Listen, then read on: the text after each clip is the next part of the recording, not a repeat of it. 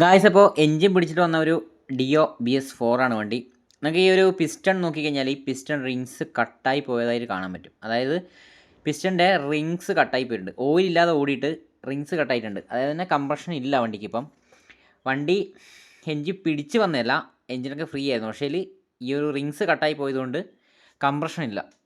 അതുപോലെ തന്നെ ഹെഡിലും അത്യാവശ്യം കാർബൺ ഡെപ്പോസിറ്റ് ചെയ്തിട്ടുണ്ട്. പിന്നെയെന്ന് വെച്ചാൽ 350 രൂപയുടെ ഒരു ഓയിൽ മാറ്റാണ്ട്, അതായത് അങ്ങനെ ശ്രദ്ധിക്കാണ്ട് ഓടിയത് കൊണ്ടാണ് ഇങ്ങനെ ഒരു പണി കിട്ടിയത്. മിക്കതും ഓയിൽ നോക്കാത്തത് കൊണ്ട് മാത്രമായിരിക്കും, ഒരു 90% ഓയിൽ നോക്കാണ്ട് ഓടുന്നത് കൊണ്ട് മാത്രമായിരിക്കും ഈ ഒരു എൻജിൻ പണി വരുന്നത്. അപൂർവമായിട്ടേ നമ്മുടെ ഈ ഒരു ബെയറിങ് പോയിട്ടും അതുപോലെ തന്നെ കണ്ടൻറ്റർ ഒടിഞ്ഞിട്ടൊക്കെയുള്ള കംപ്ലയിൻറ്റ്. കൂടുതലും നമുക്ക് ഈ ഒരു പ്രശ്നം വരുന്നത് ഓയിൽ നോക്കാതെ ഓടുന്നത് കൊണ്ടാണ്.